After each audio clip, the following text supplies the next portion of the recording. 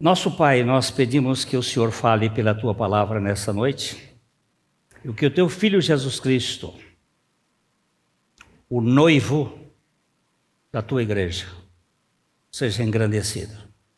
No nome dEle, amém.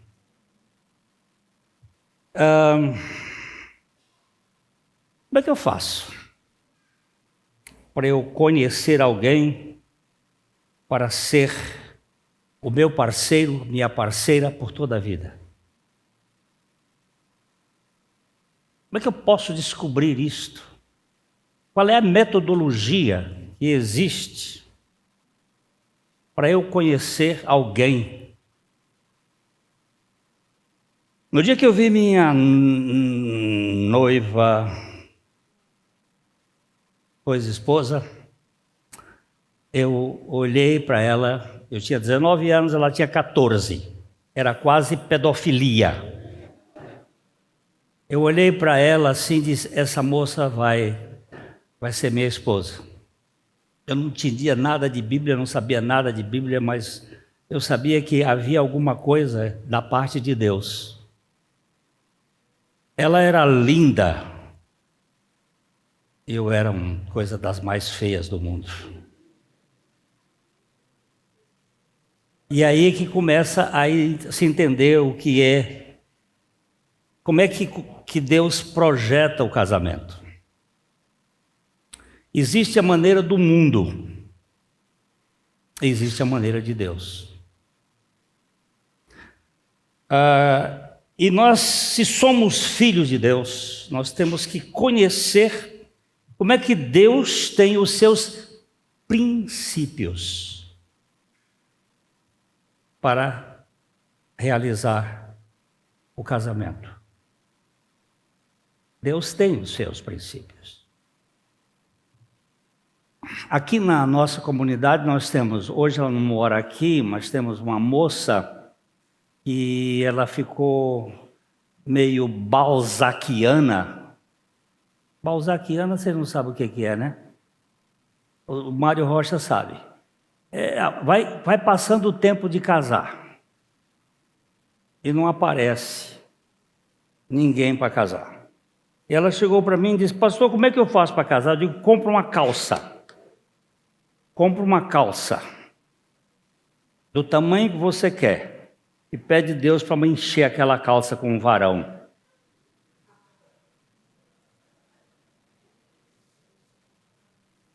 Porque se é Deus quem nos dá a esposa, Ele também dá o marido para a esposa. E é isso que nós precisamos entender. E o casamento é um projeto de Deus que deve ser fomentado pelo próprio Deus. O livro de Provérbios, no capítulo 18, versículo 22, ele diz assim: o que encontra uma esposa, ele encontra uma fortuna, um bem, e alcança a benevolência do Senhor. Olha que coisa mais interessante. O que encontra uma esposa, e ele vai dizer no capítulo 19, verso 14, a casa e os bens vêm como herança dos pais, mas do Senhor vem a esposa prudente. Se isto é palavra de Deus, eu tenho que tomar isto como coisa séria. Larry Coy foi um homem que me ajudou muito neste campo da vida de relacionamento matrimonial e da vida de criação de filhos. Ele produziu aqui no Brasil um curso chamado Conflitos da Vida. E durante os anos de 68 para frente, até 78, mais ou menos, Eu participei desse grupo no Brasil, dando cursos do conflitos da vida e do relacionamento. E ele era muito detalhista nesse sentido. Eu vou dar aqui um trabalho que ele fez, que para mim foi maravilhoso. O casamento cristão tem que ser da mesma família.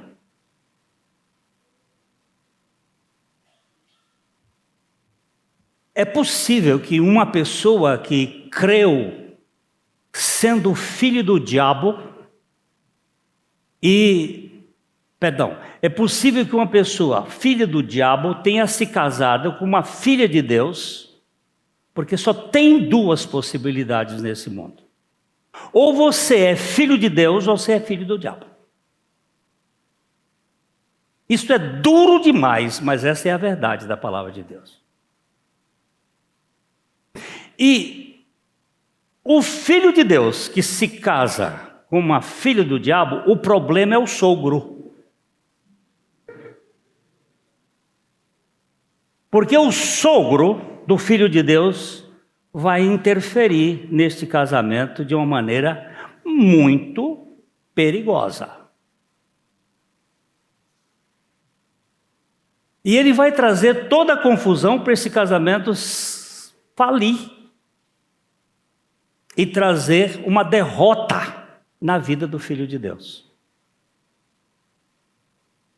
Este é um princípio que aconteceu na vida de Isaque.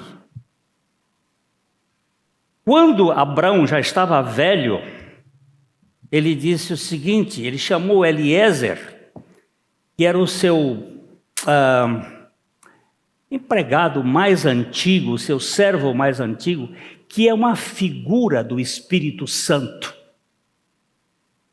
E Isaque é uma figura de Jesus. E Abraão é uma figura do pai. Ele chama o Eliezer e diz assim: vai lá na minha família, de onde eu vim, e traz uma noiva para o meu filho. Esse é o capítulo 24 de Gênesis. Depois vocês estudem esse capítulo, para vocês notarem o que é. E o Eliezer disse assim: e se ela não quiser vir? Eu posso levar ele para lá? Não. Cuidado, ele não pode voltar para lá. Se ela não quiser vir, você está liberado do compromisso de uma esposa. Mas eu não quero que meu filho case com uma cananeia. Você entende o princípio que está aqui? Para que nós tenhamos parceiros adequados, eles precisam ter o mesmo pai espiritual.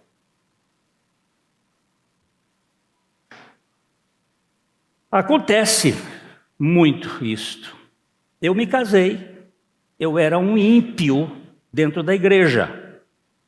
E a minha esposa era uma ímpia dentro da igreja, filha de pastor, mas não tinha o novo nascimento.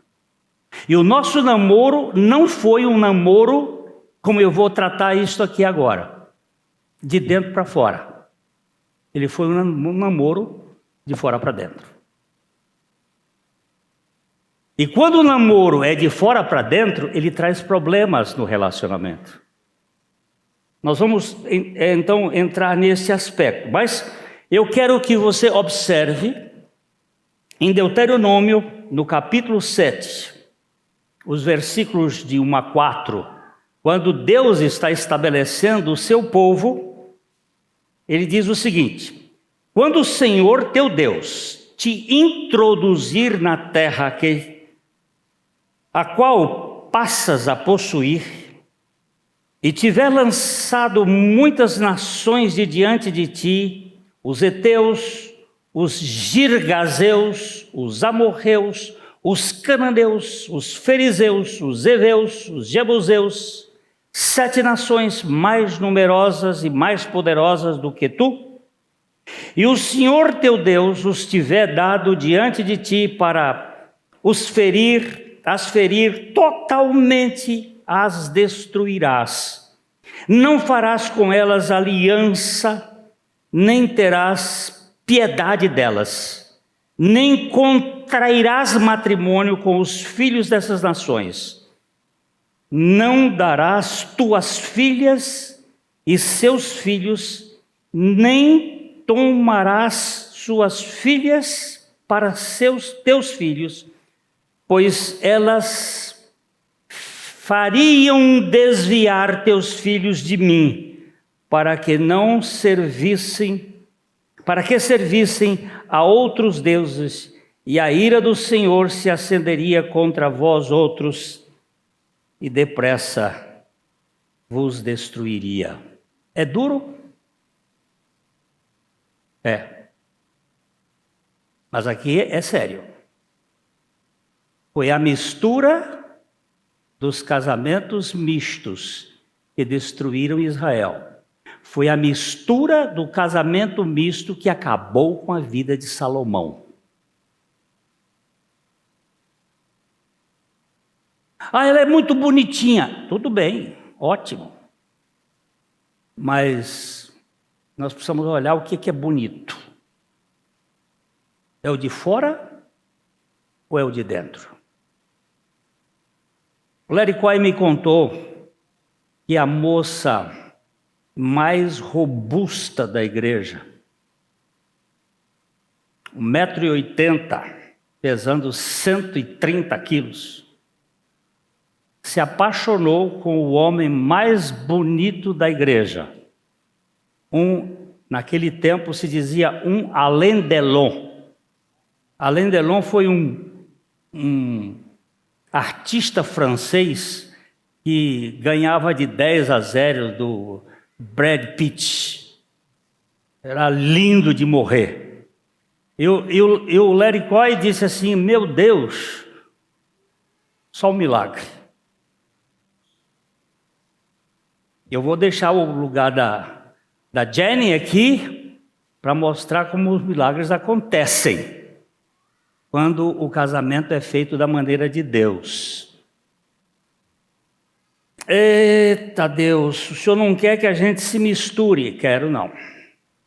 Não quero não.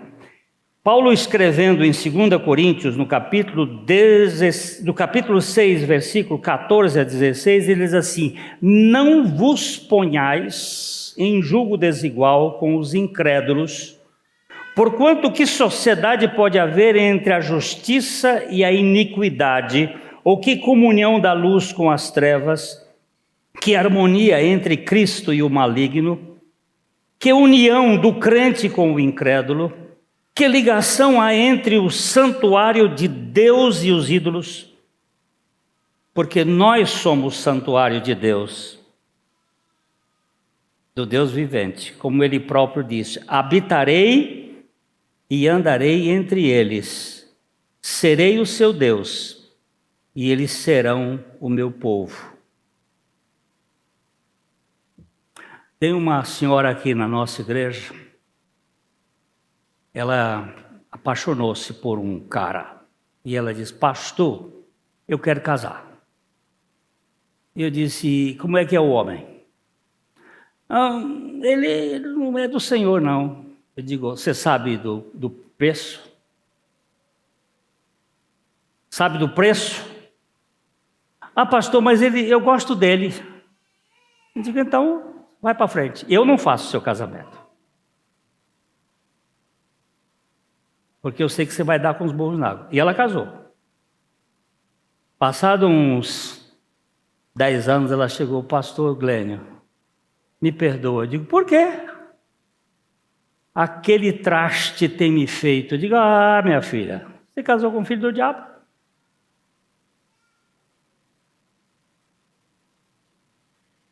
Agora, eu era filho do diabo e pastor.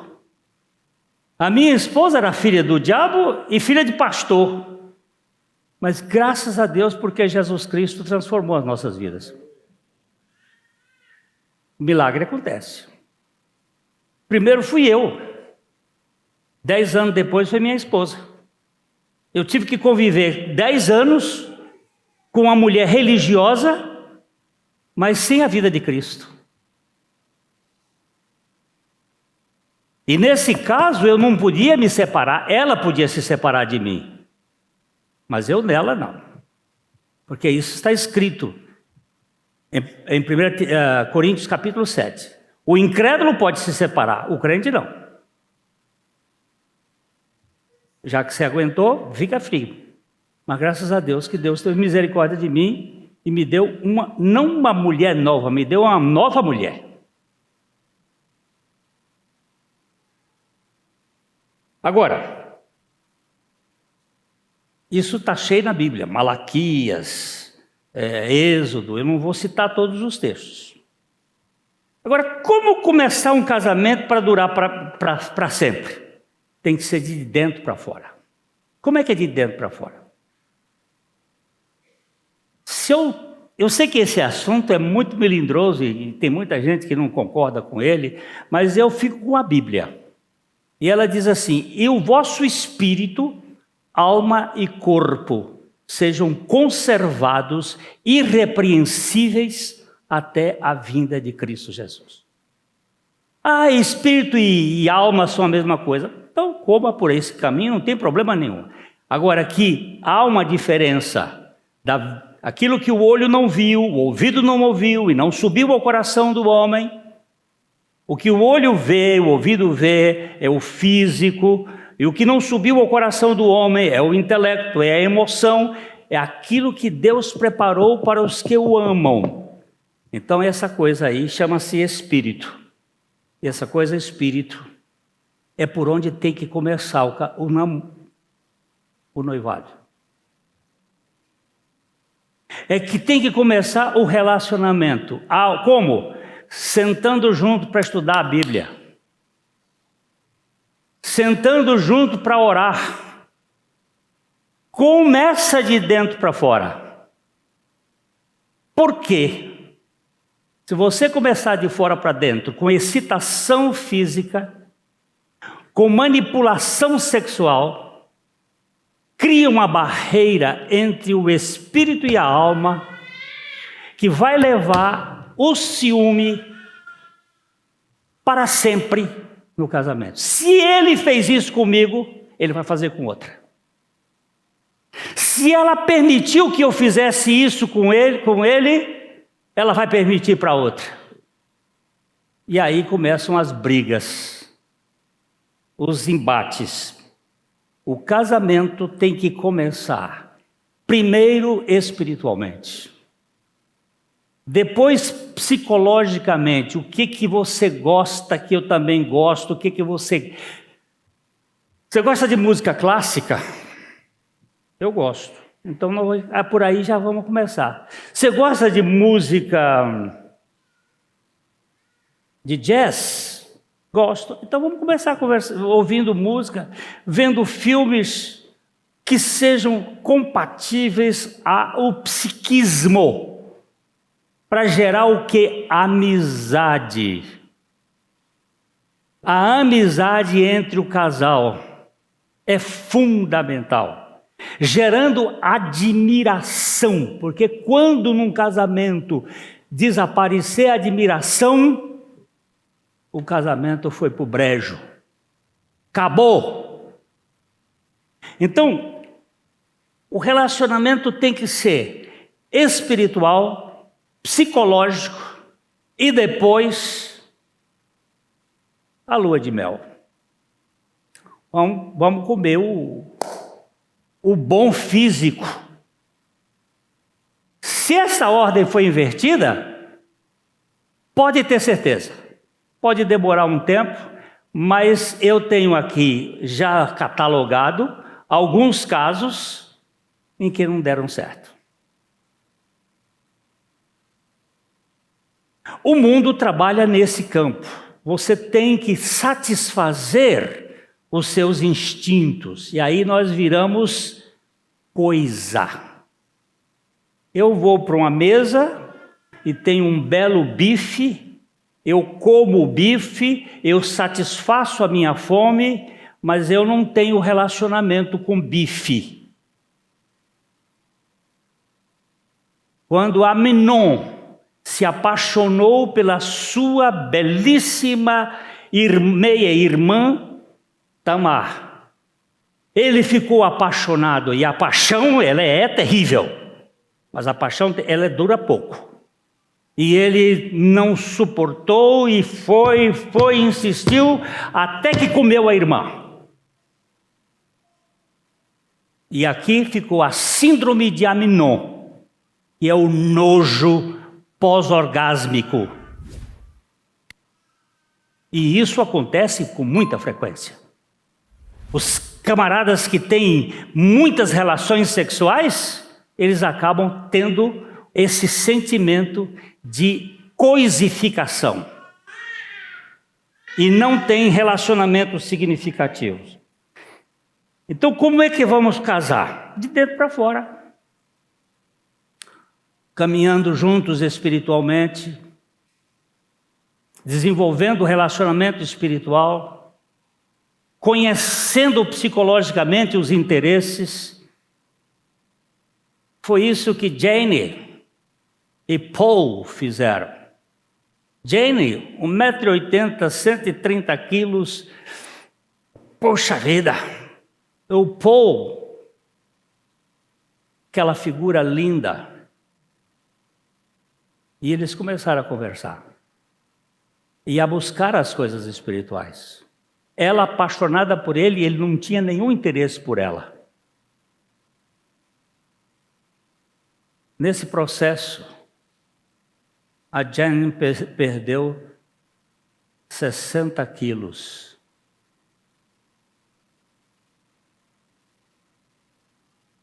O seu corpo se tornou uma figura assim fora de série. E enquanto eles cresciam espiritualmente e psicologicamente, o Senhor uniu e eles se casaram. E o Larry Coy disse: eu vi um milagre. Uma das moças mais bonitas da minha igreja, lá nos Estados Unidos. Porque a beleza do amor é o que faz a diferença. Primeira palavra, primeiro verbo, amor na Bíblia. Onde está? Alguém pode me dizer? Primeiro verbo, amor na Bíblia. Não vai fazer pesca agora, não. Onde é que se encontra o primeiro verbo? Não existe amor antes desse encontro. Já estou acabando aqui para fazer as perguntas.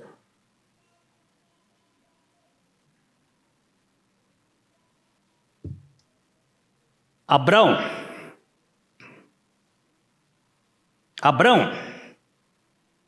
pega o teu filho, o teu único filho a quem tu amas,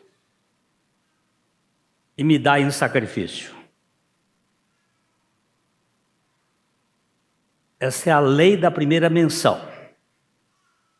O amor é doação.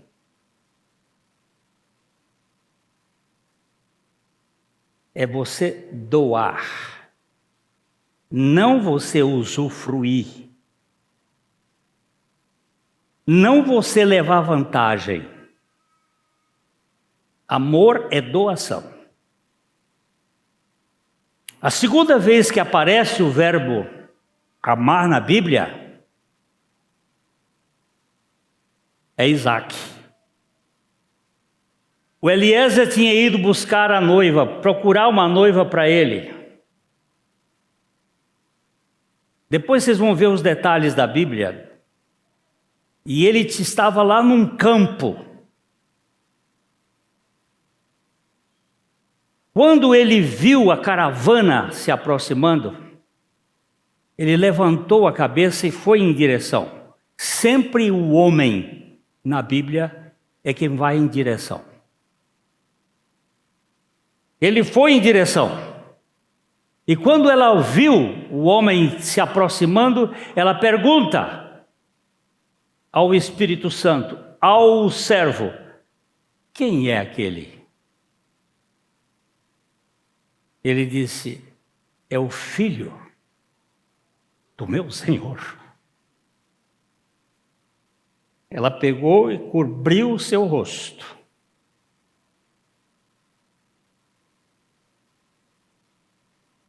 Ela não se exibiu. Ele tinha que casar com o Espírito primeiro. Até hoje os árabes fazem isto. Um árabe, a moça usa uma burca. Ele não sabe quem é que está ali dentro. É a mãe que vai vigiar para ver se dá ou não para casar com o filho, se ela não está aleijada, doente. E a mãe é que tira a roupa da moça e verifica. Porque ele tem que casar com a pessoa e não com o sexo. E a pessoa é aquilo que sai através do som. Persona. A voz que sai através do corpo. É esta pessoa. E diz que ele levou Rebeca para a casa, para a tenda da sua mãe, que ele estava chorando a morte da mãe. E o que é que aconteceu? Ele a possuiu. E diz assim, e amou Rebeca. Amar o desconhecido só pelo Espírito Santo. É quando o casamento é de dentro para fora.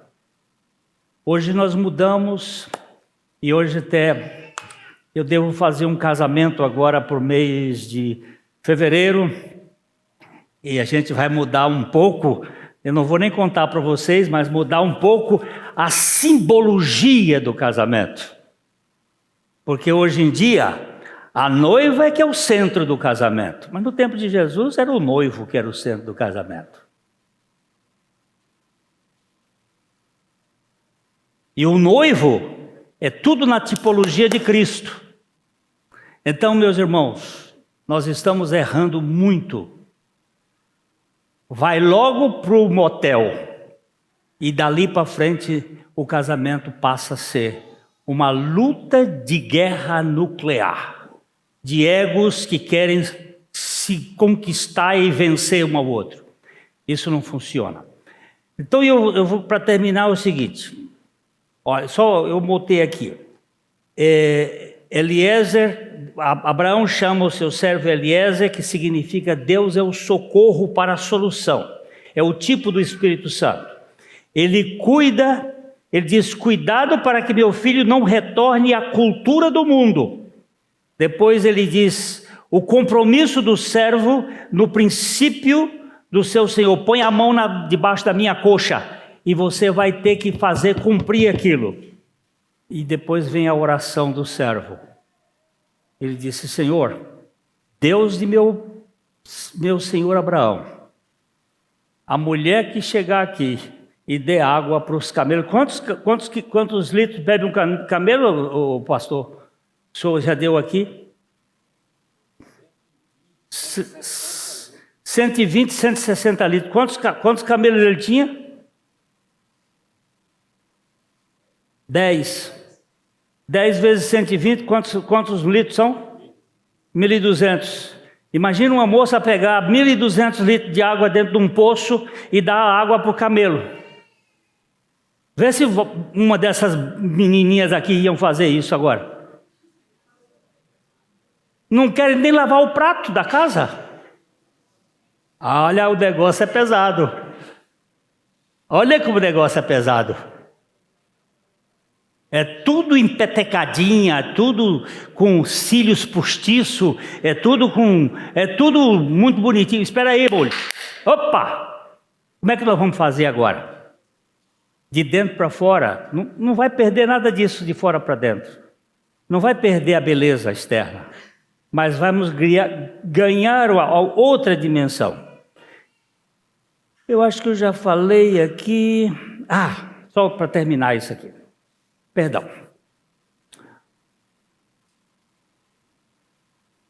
Depois que Isaac é oferecido em sacrifício por Abraão, ele deveria ter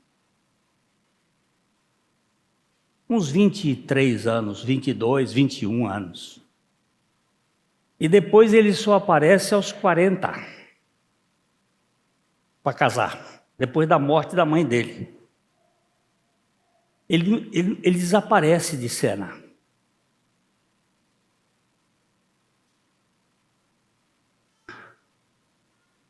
E quando ele aparece para amar.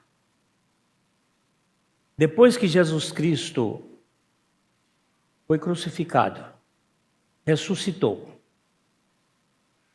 e foi assunto ao céu, ele só vai aparecer para o casamento com a noiva, para amá-la de modo total até o fim.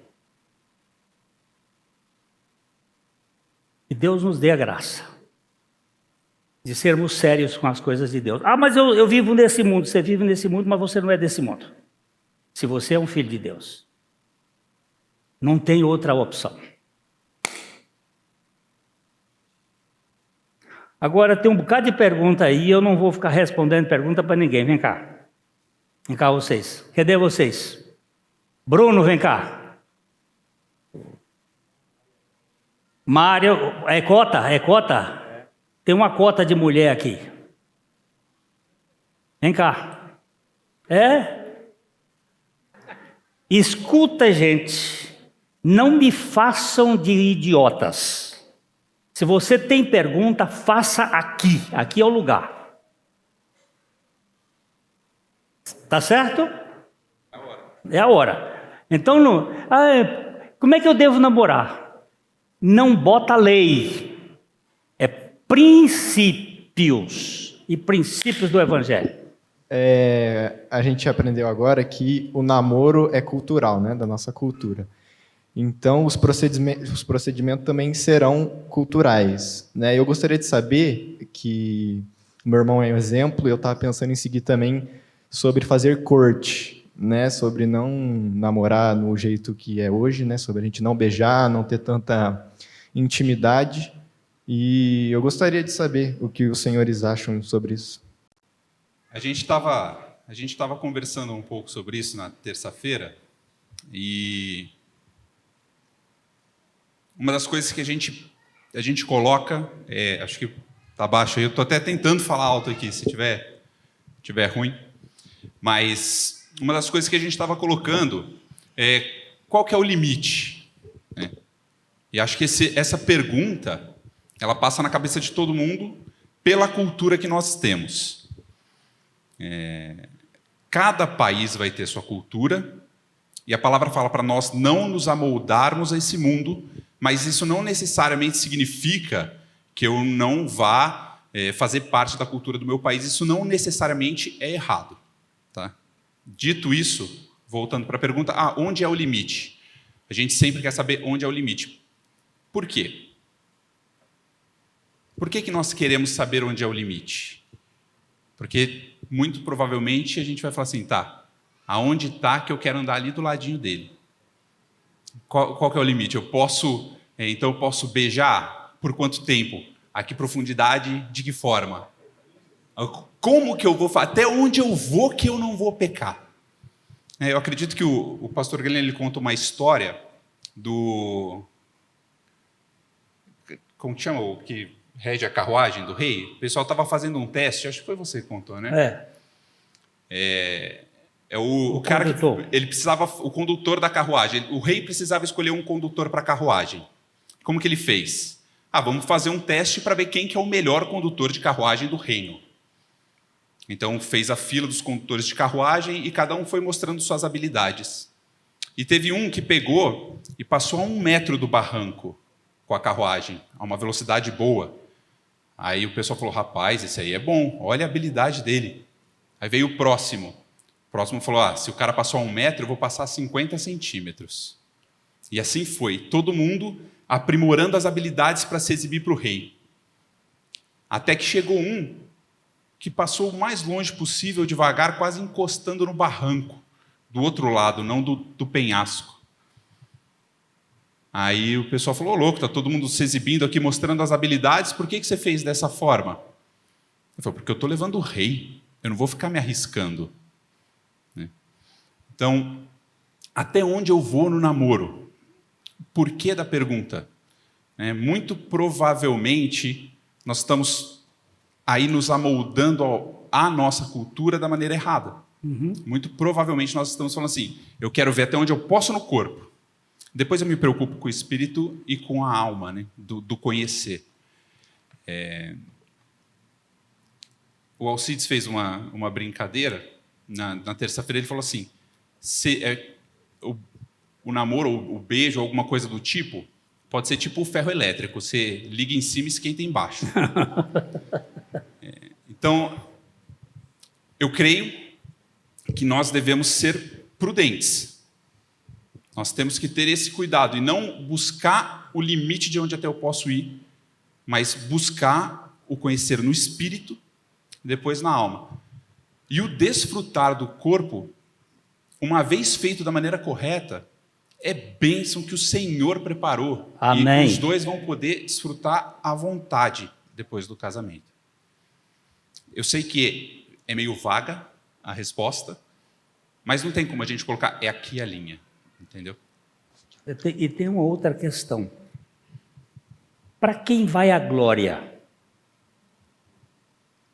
Porque toda a nossa vida, o limite é a glória. O Senhor vai ser glorificado nisso? Ele vai receber toda a glória? Porque quer comais, quer bebais, ou façais sexo. Para quem vai a glória? Essa é uma coisa que a gente tem que pensar isso. Mas sem regra, sem essa questão de mandamento, você não pode, não pode. Se puser isso, meu velho, é simplesmente desembestar para a desobediência. A palavra de Deus diz que a lei nunca, jamais aperfeiçoou coisa alguma. Cuidado com essa conversa de regra, você tem que fazer assim. Eu gostei muito de uma ilustração. Você coloca uma caixa grande ali, qualquer caixa, põe ali. Tem uns Alcides da vida que é mais curioso, o que tem lá dentro? Vai querer subir para olhar e tal. Tem gente que vai ver aquela caixa e não vai nem ligar. Agora, coloca a caixa e escreve em cima. Proibido olhar o que tem dentro. Pronto. Começa, parece com uma coceira, começa uma coisa. Por que não pode ver o que tem lá? Então, quando você coloca uma lei, eu acho que o princípio é esse. O namoro tem que glorificar. Você está namorando para quê? É para a glória de Deus? Porque quer comais, quer bebais ou façais outra coisa qualquer, fazer tudo para a glória de Deus. Quando o namoro é para a glória de Deus, meu querido, minha querida, você pode ficar tranquilo que o Senhor, a graça dele vai fazer e vai capacitar, e nós temos um Deus aí que ele faz. Pergunta 2. Marcinho. Eu acho muito importante, irmãos, a gente reforçar o que foi dito aqui, o que o Maurício falou, o pastor Glênio também falou. A palavra de Deus é clara, e ela diz que foi para a liberdade que Cristo nos libertou. Se, pois, o Filho vos libertar, verdadeiramente sereis livres. O que é ser livre segundo a palavra de Deus, irmãos?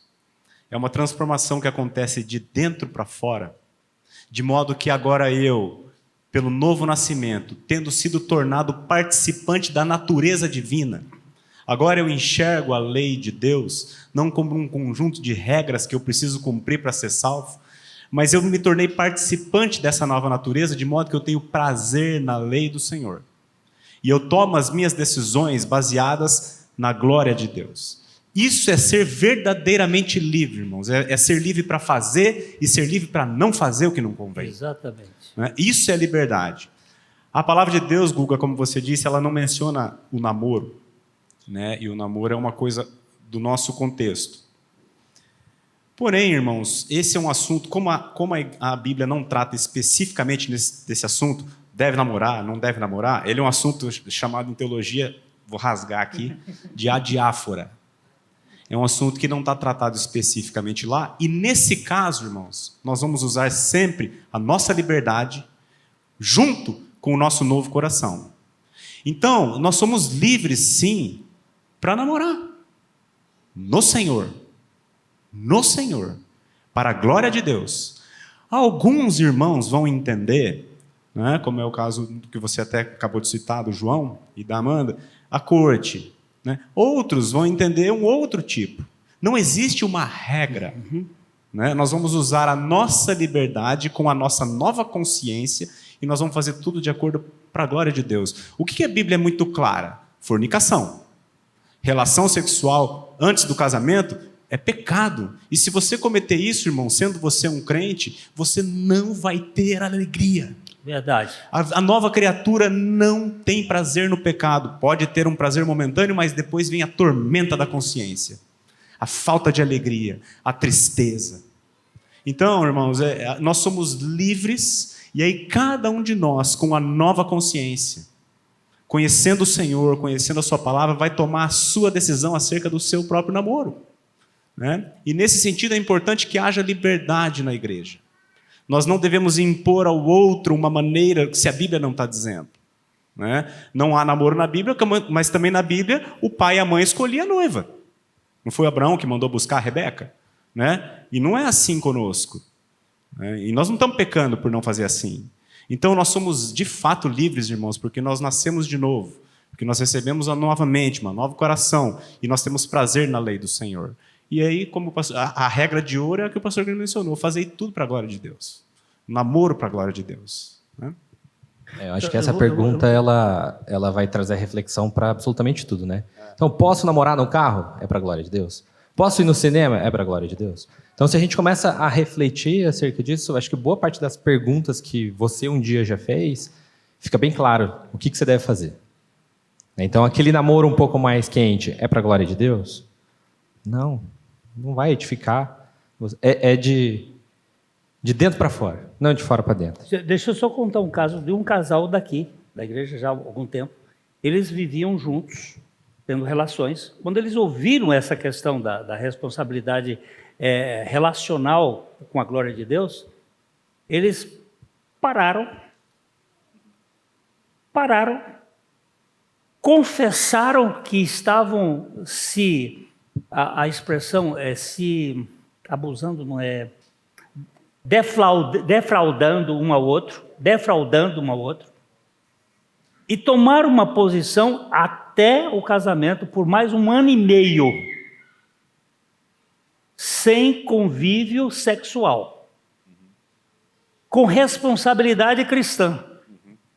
E os dois sentiam necessidade, porque eles conviveram isso por uns 2, 3 anos, mas tiveram o poder do Espírito Santo, continua vivo e ativo no planeta Terra. O nome disso é arrependimento genuíno. Arrependimento. Não é? Mudança de direção. Não é? Pergunta para esse time aí, como é que eu sei que eu estou pronto para casar? Já que os solteiros não fazem, eu faço, gente. Tem um versículo bem simples na Bíblia que diz assim: e deixará o homem pai e mãe, unir-se-á à sua mulher, e serão os dois uma só carne. Ele responde: quando você estiver pronto para buscar a moça na casa dela, dos pais dela, com o dinheiro no bolso, maduro para isso, para sustentá-la, para amá-la, ok, chegou a hora. Né? O versículo Cota, é bem simples, gente. Nós complicamos. E com quantos anos pode começar a namorar? Olha, lá em casa a gente falava que ia ser com 18, mas a paixão chegou antes. Gente, eu vi vocês falando, fiquei pensando nisso, sabe? O diabo tripudia sobre nós para dizer que nós somos fracassados, que nós nunca vamos conseguir viver a vida cristã. E uma área que é muito atacada na vida de vocês é a sexualidade. Nós estamos falando aqui de sexo, não é de namoro. É isso que está na mente de todo mundo, né? Nós estamos falando sobre isso. E quando nós caímos, vamos ver, eu quero só construir um pouquinho o pensamento. Quando nós caímos lá em Gênesis, a humanidade caiu, de lá para cá, porque a mulher comeu e deu a Adão, e Adão pegou a fruta, desde lá nós desconfiamos da liderança do homem, toda mulher. Então ela sempre está tentando ajudar o homem a liderar. Vocês percebem? Né? E de lá para cá, os homens desconfiam dos palpites das mulheres. Porque mulher fala muito. Eu estou pensando uma coisa, ela já está falando que eu tenho que fazer outra. E é assim, né?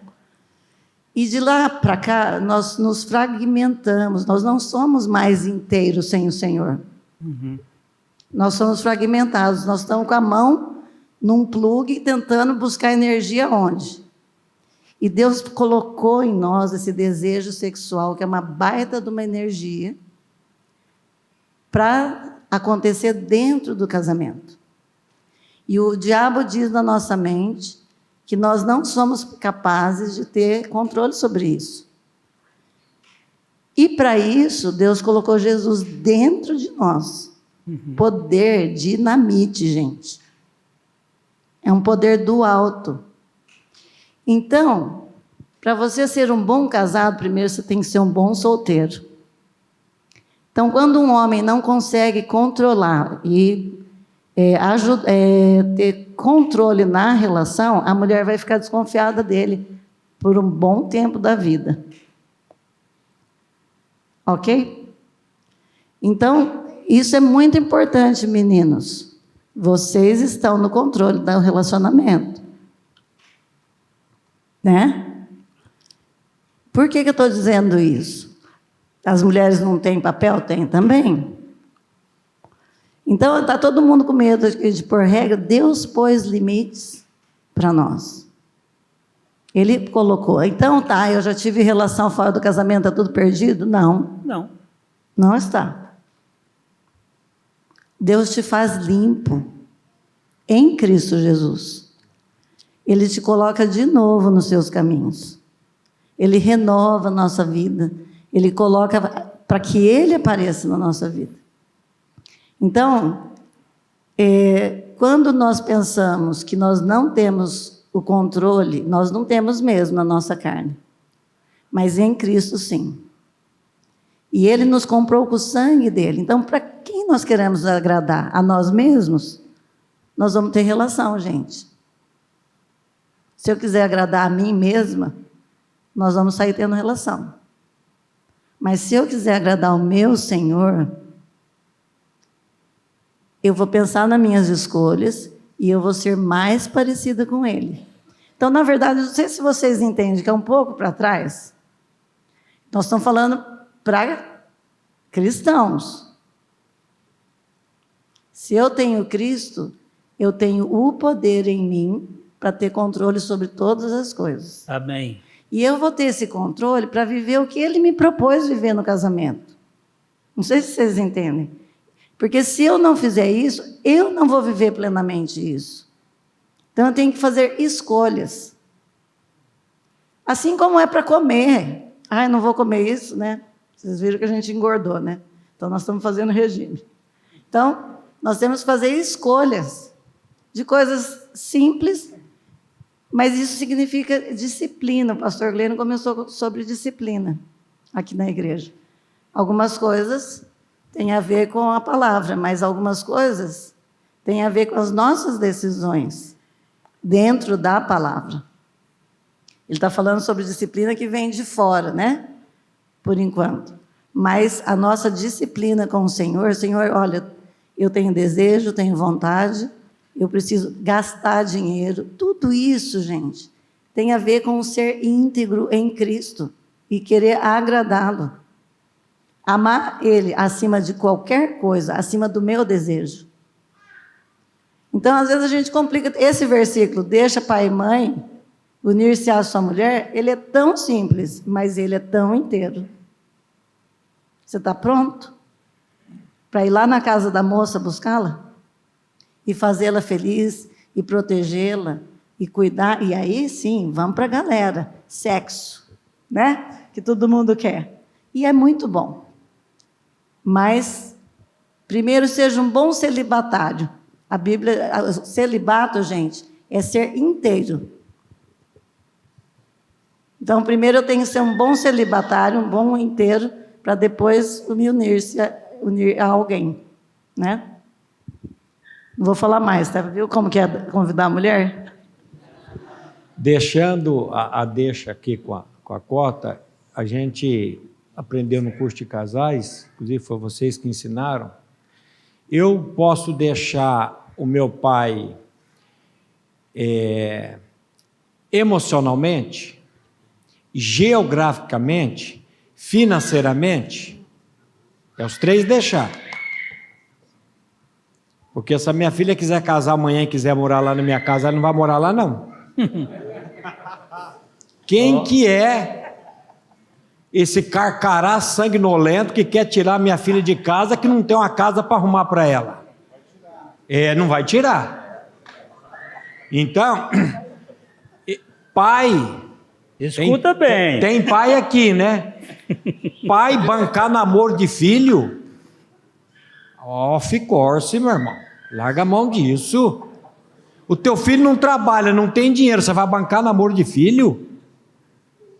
E quanto tempo que esse filho vai namorar para casar? Aí a Bíblia diz assim: a esperança adiada faz adoecer o coração.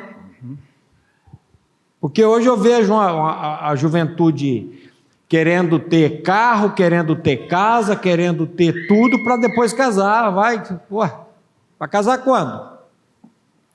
Então, e eu vou dizer uma coisa para vocês, tem um versículo na Bíblia que ele é fantástico. Aquele que não poupou seu próprio filho. Quem que não poupou o próprio filho? Deus. Antes o entregou por todos nós.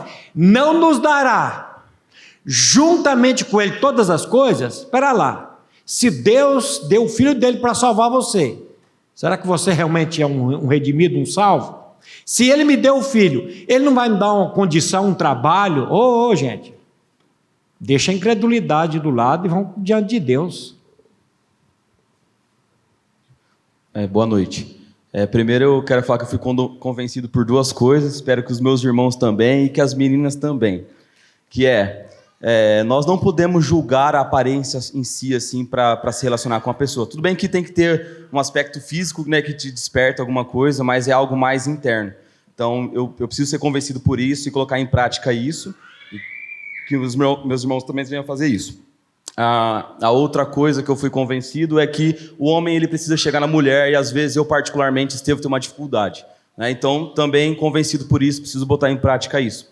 E seguindo mais ou menos a mesma linhagem do que a gente estava falando sobre o beijo em si, o mundo ele liga o beijo e a boca como a preliminar do sexo, né? Eles pregam isso, isso é a preliminar do sexo, né? Quando você vai fazer o sexo, e eu quando for fazer sexo com a minha esposa, eu vou começar pelo beijo muito provavelmente. Então é possível nós, cristãos, que utilizamos o termo namoro, não ligar esse termo beijo ao sexo? Essa é a minha pergunta. E se sim, como, então? É o que a frase do nosso irmão Alcides. É igual o ferro de passar roupa, meu irmão. Liga em cima e esquenta embaixo. Você tem que tomar cuidado. Como o motorista da carruagem, que foi prudente e passou o mais longe possível do precipício, na velocidade mais devagar possível, assim deve ser a gente não só com relação ao namoro, mas com relação a todas as coisas que podem colocar você em risco de transgredir. Né? Porque ao transgredir, você sendo crente, você nunca vai perder a tua salvação. Jesus, o que ele fez, está feito para sempre. Porém, irmão, você vai perder a alegria de viver, você vai viver de uma maneira miserável, como se fosse num deserto aqui. A nova criatura não tem alegria, É impossível que a nova criatura viva feliz e satisfeita neste mundo se estiver em pecado. Né? Então, o beijo, cada um vai saber, irmão. Cada casal vai determinar, cada casal vai saber até onde pode ir. E, moçada, pô, vocês sabem como é que é. Né? Liga em cima, esquenta embaixo. É ferro de passar a roupa, né, Alcidão? Isso vai também depender do nível de hormônio de cada pessoa. Também. Tem essa questão. Eu tive um casal aqui que ficou casado, depois de 10 anos, eles tiveram 4 relações sexuais, casados. 4 relações sexuais. Os 2 médicos. Eles não tinham apetite sexual. Mas eles se beijavam e tal. Isso vai depender dessa questão hormonal também. Nós não vamos criar regra, mas a questão é esta. Glorifica a Deus, porque pega fogo, meu filho. Não vem com essa história de dizer assim, não, pelo menos comigo pega. E ainda estou velho e ainda não morri. Agora, não vem com essa história de dizer que Deus, isso aqui eu preciso da tua sabedoria, do teu controle, da tua direção.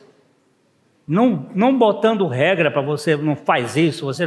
Eu vejo às vezes igrejas por aí fazendo curso disso, e fazendo corte, fazendo não sei o quê. Pode fazer. Agora, que não funciona, não funciona. O que funciona é Deus dirigindo a vida da gente. De dentro para fora.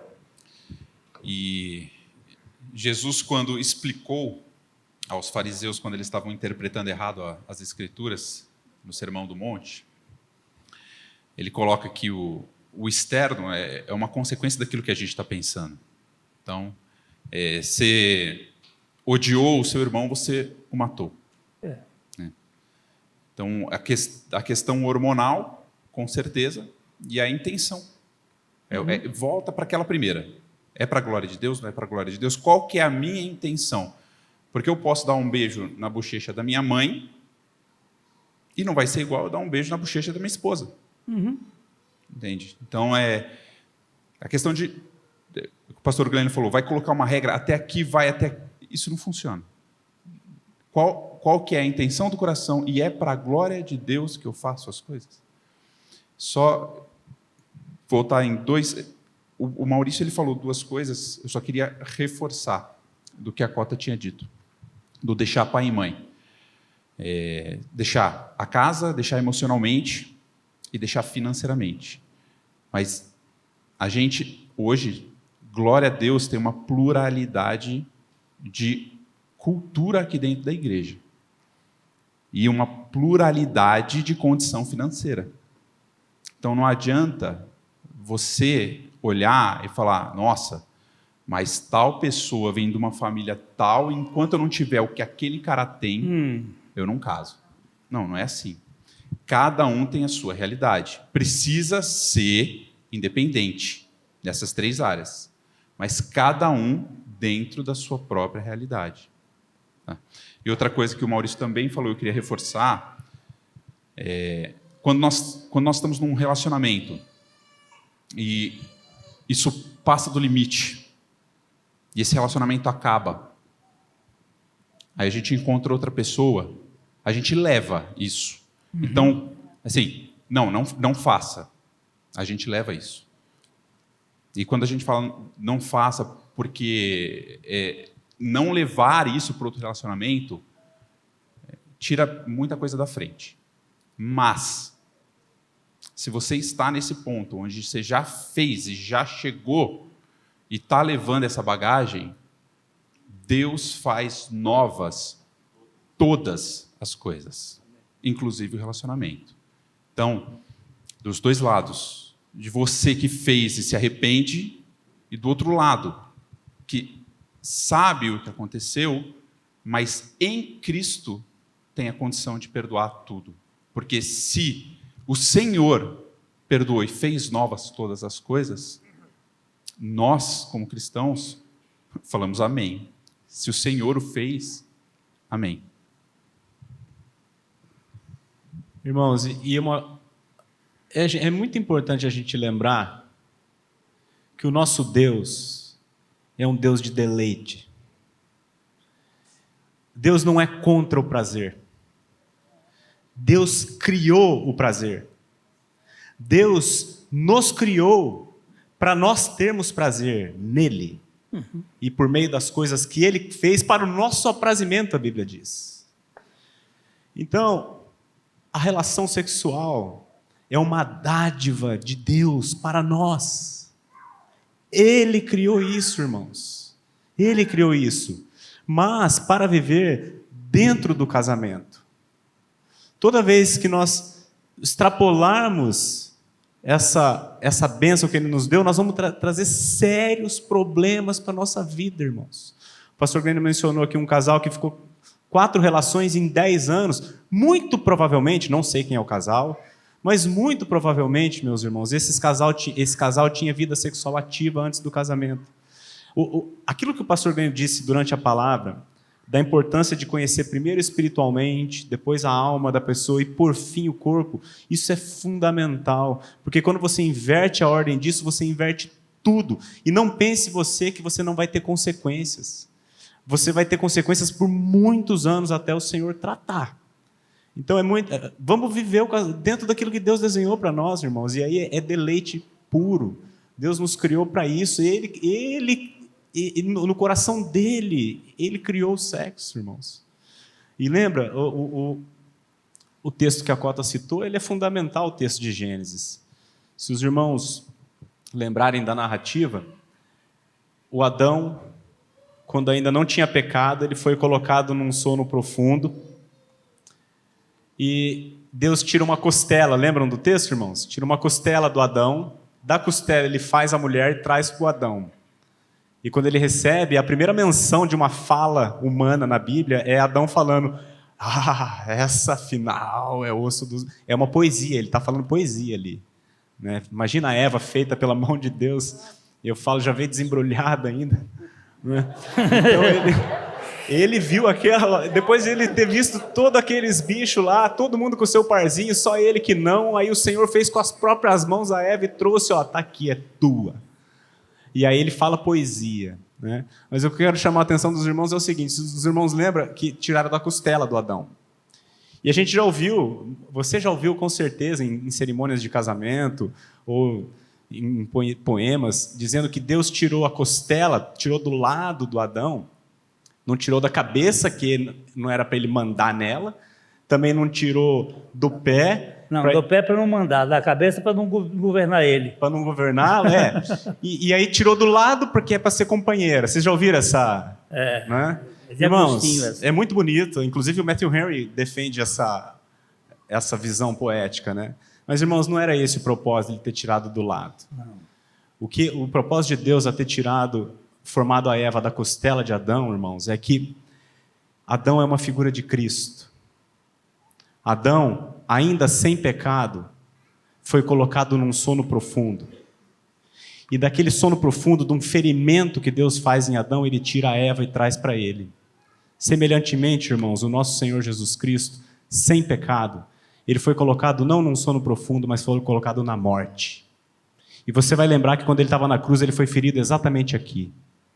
E por meio da sua morte, irmãos, Deus tirou do sangue dele, do lado dele, ele tirou a igreja que somos nós. É verdade. E Deus usa o casamento entre Adão e Eva, entre um homem e uma mulher, o casamento cristão, para tipificar a relação mais gloriosa que existe na face da terra, que é a relação de Cristo e a igreja. Irmãos, quando nós compreendermos isso, pela graça de Deus, nós compreendermos a realidade espiritual que o casamento tipifica aqui na terra, aí nós vamos tratar com a maior seriedade possível e com a maior santidade possível a relação do casamento. É assim que nós temos que enxergar. E o mundo odeia isso. E vai atacar. Então, o que você vai ver por aí é falar que quer acabar com o sexo é só casar. Porque já foi tudo distorcido. Então, o mundo vai fazer de tudo para atacar. Outra coisa é que a gente está enfatizando como a palavra o faz, o conhecer, como o pastor Glênio fez, de conhece no espírito, na alma, para por último conhecer o corpo. E namoro não existe na Bíblia. Então, o que é fácil também acontecer com a nossa linha de raciocínio? Bom, o desejo não é mal, se vier do Senhor. Namoro não existe, então eu preciso casar amanhã porque eu quero transar, porque eu quero ter sexo. Volta. Qual a intenção do coração para o casamento? Por que tão rápido? Por que tão demorado? Porque é para a glória do Senhor ou não? Ou o casamento é só o fim para eu ter o ok para fazer sexo? Não, vou casar porque daí eu tenho ok, porque daí Deus aprova, eu quero fazer sexo, então vou sair correndo e vou casar. Isso é fazer para a glória do Senhor? Então, é só para a gente ter isso em mente quando for. Por que quero casar também? Uma coisinha mais aqui que eu queria lembrar. Jesus era totalmente homem. Jesus foi tentado em quantas coisas? Todas. Ele foi tentado sexualmente? Se foi em todas as coisas. E como é que ele se manteve?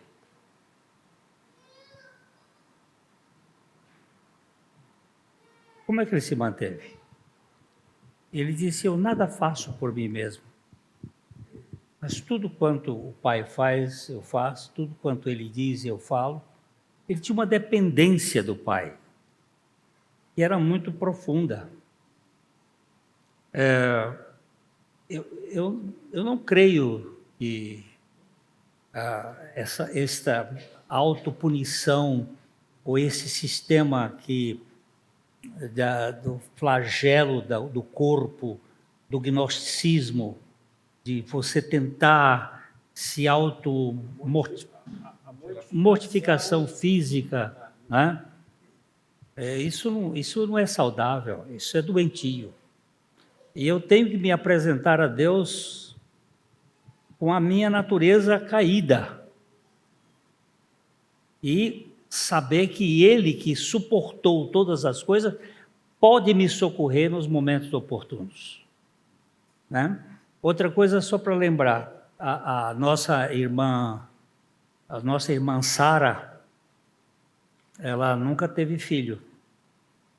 Ela foi gerar filho aos 90 anos. Abraão, diz Paulo, que ele estava com os seus órgãos mortificados, bem como Sara. E quando o anjo chegou para ela, por isso que o nome do filho dela é Piada, Isaac significa motivo de riso, ela riu no seu íntimo e disse o seguinte, depois de velha, e também velho meu esposo, meu marido, meu senhor, terei eu ainda prazer? Olha só, uma velhinha de 90 anos pensando em orgasmo, porque isso é divino, mas tem o seu lugar, e esse lugar é na dependência do Senhor. Fora da dependência do Senhor gera culpa, gera vergonha, gera medo, gera desordem relacional, aquilo que eu falei do ciúme de casal. Se você for costurando devagarzinho, procurando, tem uma brecha lá atrás e não dá para. Eu já tive a oportunidade de tratar casal em que a gente vai buscando. Onde é que foi que começou? De fora para dentro. E é terrível. Aí depois os filhos vão sofrer consequência, porque um ciúme dentro de um casamento, ele é terrível. Gera discórdias, gera problema, os filhos vão sofrer consequências, os netos vão sofrer e por aí vai. Irmãos, esse negócio de começar de fora para dentro, quando o pastor Glênio, eu ouvi isso há muito tempo dele falando e isso eu peguei. É muito importante você começar de dentro para fora. E uma vez a Cota fez uma conta com a gente lá, quando a gente estava fazendo o curso de filhos, ela fez uma conta, eu vou fazer essa conta com os irmãos. Curso de noivos. você fazer essa conta com os irmãos. Pensa que você está casado, né? E você tem uma vida sexual top, né? Você tem relação aí, vamos botar aí 3 vezes por semana. Estou falando com os casados, eu já estou dando risada. Peraí, vamos perguntar. Vamos perguntar para ele. Tem casado aqui? Quem está casado aqui? Levanta a mão. Então vamos botar aqui, vamos fazer a conta generosa aqui, né? O casal tem em média aí relação sexual 3 vezes por semana. 1 hora de relação, né? Vamos ser. Mas esse é muito tempo, hein? Eu estou sendo generoso aqui, pastor. É uma hipérbole. Os meninos nem namoram, gente, calma. É uma hipérbole. Mas faça essa conta comigo. 1 hora de relação, 3 vezes por semana, são 3 horas por semana. O ano tem 52 semanas. Você vai estar em relação sexual ao longo do ano durante 150 horas. O ano tem, meus irmãos, 365 dias vezes 24 horas. O ano tem 8.760 horas, das quais você vai estar 156 horas em atividade sexual. O que representa, irmãos, 1,7% do tempo. 6 dias no ano, dos 364. Então, irmãos, por que é importante a gente conhecer espiritualmente o nosso parceiro e conhecer a alma do nosso parceiro? Porque o corpo, meu irmão, vai ser muito pouco. Muito pouco. É muito mais importante, irmãos. Não estou dizendo que a relação não é, tá, irmãos? Pelo amor de Deus, é fundamental, né? Mas é muito mais importante você ter um amigo, uma amiga, uma parceira, com quem você possa ter intimidade, com quem você possa conversar, abrir o seu coração, chorar. A minha esposa é a pessoa com quem eu já sou chorão, mas com ela, muito mais. Né, irmãos? É a pessoa com quem eu posso abrir minhas fraquezas, eu posso, de fato, me desnudar diante dela. Então, essa história, irmãos, de conhecer de dentro para fora, que vocês marquem isso, compreendam isso, porque é para o bem de nós, né? Pessoal, eu pedi para vocês segurarem, porque tem bastante pergunta chegando também. Ana. Agora desandou, então. A minha pergunta é mais direcionada em relação às meninas, que o que eu mais tenho ouvido das meninas hoje em dia, que querem namorar ou já estão namorando, é que elas querem cumprir uma lista de pré-requisitos e sonhos antes de começar a namorar. Eu vou me formar na faculdade, aí eu vou fazer meu intercâmbio, aí eu vou fazer isso, vou fazer isso, vou fazer aquilo, aí depois eu caso. E até que ponto isso é saudável, entende? Isso é prudência ou isso é muito da mente do nosso século? Vou ser empoderada e nesse sentido. Eu vou pedir só para um de vocês responderem, para a gente poder dar velocidade aqui. Cota, acho que você é a mulher aí da vez. Então, gente, mas isso é um pensamento filosófico, né, da nossa atualidade. Eu até estava pensando aqui que talvez vocês tenham que pensar um pouquinho. O que vocês pensam sobre o corpo, da importância do corpo, né? E isso, dentro da filosofia que veio chegando a nós e para vocês mais fortemente, é que o corpo não tem tanta importância. Então, eu posso fazer com o meu corpo o que eu quiser. Meu corpo, minhas regras. Não é bíblico isso. Isso não é uma fala bíblica. O meu corpo não sou eu que mando. Ele vai ser templo do Espírito Santo. É sério. Então, todo esse processo é um conjunto de coisas. Porque o casamento está parecendo, para alguns jovens, como se fosse alguma coisa muito pesada que eu vou arrastar para depois. E o casamento é uma coisa maravilhosa, gente.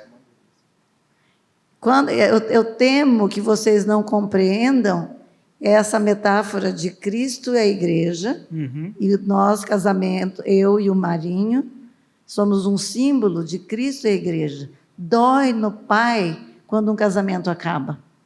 Ele acaba porque ele começa errado. Deus pode arrumar? Pode. eu e o Marinho, nós nos casamos, a gente não conhecia o Senhor. E Deus fez uma coisa diferente na nossa vida, uma história diferente. E eu sei que Deus estava no nosso caminho desde antes. Então, nós conhecemos Cristo e a gente louva a Deus, mas se você tem relacionamento sexual fora do casamento e você não se arrepende, você tem que rever a tua experiência com Cristo. Que é isso que o Márcio está falando. Porque o Espírito Santo de Deus, ele vem morar em nós e ele é santo, gente. E a proposta que ele tem é que você sendo inteira, uma menina inteira, madura quando eu digo assim, eu não me sinto madura em várias coisas ainda. Eu achei que com 60 anos talvez eu estivesse mais madura, mas ainda estou aprendendo muita coisa no Senhor. Mas esse assim, eu quero assumir, é isso que a Ana está falando, é um mal da atualidade. Eu não quero compromisso, eu não quero responsabilidade, eu quero só o meu prazer e ser feliz. Então eu quero fazer várias coisas que parecem que não combinam com o casamento, mas combinam. Você casar não significa acabar a vida. Significa começar uma nova fase. E eu vou dizer uma coisa para vocês. Eu posso falar um pouquinho só? É porque eu sei que eles querem perguntar e eu não posso demorar, né? O Senhor quer nos fazer inteiros. Ele vai fazer cada um de nós inteiros em Cristo, certo?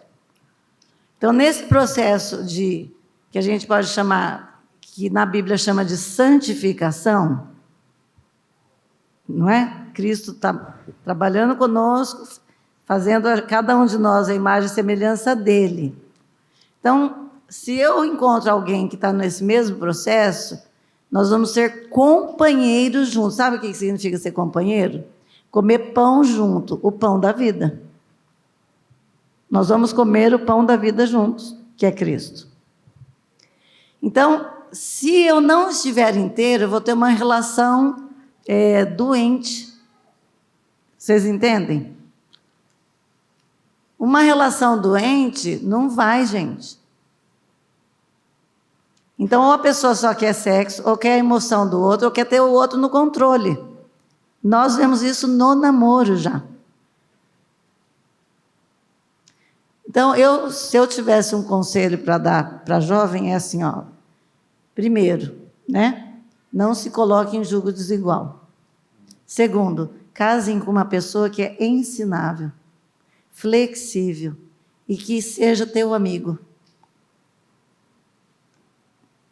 Porque depois, andando na vida junto, uma pessoa assim, aprendendo, sabe uma pessoa que é barro na mão do oleiro? Né? Porque barro, gente, é pó que nós somos, misturado com a água, que é a palavra, e isso vira barro na mão do oleiro. Então, nós temos que ser maleáveis. Se você casar com uma pessoa intransigente, que já manda em você, ou que quer que você seja uma coisa que Cristo não quer que você seja, misericórdia. Sai que é laço. Eu queria perguntar, porque não entendi muito bem a questão de conhecer a pessoa na alma e o espírito. Aí tem vezes que você fala muito rápido. Eu não estou entendendo. Eu não... Ele pediu para falar um pouquinho mais devagar quando explica sobre a questão de começar um namoro no espírito e na alma, para ele poder entender melhor. Ele é venezuelano, então para ele entender até a questão linguística mesmo. Então explicar de novo rapidinho, mais devagar. É isso? E como eu faço para conhecer o espírito e a alma, no meu caso, da menina? Nós temos que procurar afinidades. Qual é a minha afinidade que eu tenho com o outro espiritualmente? As coisas, porque, como a Cota falou ali, você tem que procurar a seção da mesma família espiritual. são filhos do mesmo pai espiritual. Se eu sou filho de Deus e a minha esposa é filha de Deus, nós temos que procurar essa afinidade espiritual primeiro. Relacionamento das coisas de Deus, da vida espiritual, o relacionamento com o Espírito Santo, com Jesus, com a palavra. Depois eu tenho que desenvolver o meu relacionamento psicológico, as emoções, os gostos. O temperamento de cada um tem que se afinar. Não adianta você ter uma expectativa, você gostar de fazer esportes radicais e a sua esposa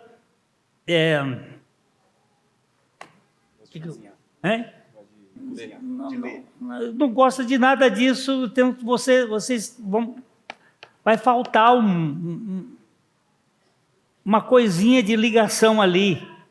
É importante a parte psicológica, o relacionamento que você vai ter com a outra pessoa.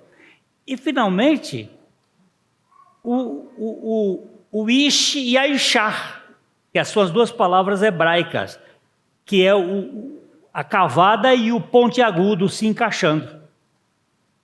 É isso que significa o Ish e Ishar. É a relação que se encaixa. Aí encaixa emocionalmente, espiritualmente, encaixa psicologicamente e encaixa. É por isso que... já ia cometer pecado aqui agora. Mas é que 2 bicudos não dão certo. Ou 2 cavados não dão certo. Tem que o cavado e o bicudo. Aí se encaixa.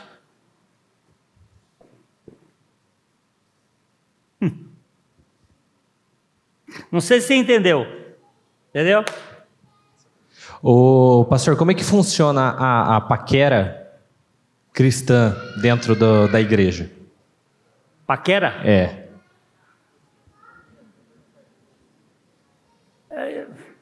Eu acho que a paquera tem que ser espiritual primeiro, depois psicológico. Manda um versículo no WhatsApp, aquela indireta. O que é, Guilherme? Manda um versículo no WhatsApp. Vai conversando, vai adubando o terreno. Vai mostrando interesse. O Jubiga falou assim, dá graça e paz, segunda-feira cedinho. Olha, eu sonhei com você. Não foi pesadelo. Eu queria tratar 2 assuntos. Primeiro, a questão de pecado, porque dentro de um relacionamento, quando você está conhecendo alguém, é natural que você se exponha, que você seja transparente, você fale daquilo que está passando com você e a pessoa também fale isso com ela. Então, eu acredito que conforme vai passando o tempo e vocês vão tendo intimidade, cada um vai tendo que tratar com o pecado íntimo do outro, né? Eu queria que abordasse esse assunto. E também gostaria de abordar o assunto, que tipo de coisa a gente precisa considerar na outra pessoa, como, por exemplo, a pessoa vem de uma família que não é convertida, que não passou pelo processo de salvação. Então, é uma coisa que eu devo considerar? Tipo, meu genro é filho do diabo. Eu acho que vocês têm que se expor realmente, não pode se esconder. A realidade é que o amor, ele cobre multidões de pecados. Não é encobre. Encobrir é uma coisa... É esconder. Agora, cobrir significa, eu sei que você tem defeitos, você tem problemas, mas eu estou junto com você e estou pronto a perdoar ou a tratar desse assunto com clareza. Agora, as culturas familiares, elas migram. Todo o casamento, é por isso que a Cota citou o texto, deixará o pai e mãe, se unirá à sua esposa, para não trazer de lá os fantasmas. Porque nós costumamos trazer os fantasmas e ali é que gera também muito problema no relacionamento psicológico. Os modelos familiares, eles têm que ser abandonados. Porque se eles vierem, né, vai trazer problema. Eu tenho um caso de um casal que ele chegava em casa, a casa estava suja, não arrumada, a mulher não dava muita atenção, e aí ele começou a ficar irritado com aquilo e começou a limpar tudo e deixar brilhando, mas ela não dava a mínima atenção. Aí um dia ele disse assim: escuta, você não limpa a casa e eu limpo e você nunca me deu um parabéns. Aí ela disse: mas sabe que lá em casa quem faz isso é meu pai. Trouxe a bagagem, trouxe o fantasma do pai. Quem limpa lá em casa, a casa é meu pai, eu nunca prestei atenção. Ela nem fazia e nem admirava o marido por fazer. E aí geram os conflitos. Isso é psicológico, isso precisa ser tratado, isso precisa ser analisado, conversado. E é isso que tem que criar esse movimento de desenvolvimento nos relacionamentos. Porque nós trazemos uma bagagem terrível. Eu nasci no interior do Piauí, fui criado dentro de uma fazenda, minha esposa nasceu no Rio de Janeiro, com um bibelôzinho de família. E aí como é que faz? Um bronco feito a facão e o outro bem lixado, aí vai ter problemas. Então tem que criar esse desenvolvimento do relacionamento, até que se afine. São 56 anos e ainda dá problema. Ontem, vou contar um aqui, ontem que deu um problema conosco. Eu dormi fora de casa, nós dois. O que aconteceu? Nós íamos jantar com os casais e eu botei a chave do lado de fora da casa, na nossa casa, e desci para ir para o carro do amigo que ia me levar na outra casa, e esperando por ela. Ela desceu e não pegou a chave. E fomos embora. Voltamos meia-noite, minha filha tomou o remédio, ela trancou a porta por dentro e deixou a chave pelo lado de fora, mas na garagem. E aí toca a campainha, e toca o telefone, e toca a campainha. Ainda bem que o outro casal da igreja disse: não, vai dormir lá em casa. Aí eu fiquei bravo. Você está com uns esquecimentos que não pode existir. Como é que você esquece a chave de casa fora? E a casa dormiu, trancada por dentro, mas com a chave por fora. Eu não dormi à noite, preocupado com a minha filha. Se o ladrão entra... Então, isso vai acontecer. Eu tenho 57 anos de vida com ela. Não brigamos, mas eu fiquei bravo. E você não vai me dizer que não vai ter problema. No casamento vai ter, mas vai afinar. Precisamos fazer as coisas acontecerem. Eu queria perguntar, a pergunta é até um pouco parecida com a outra.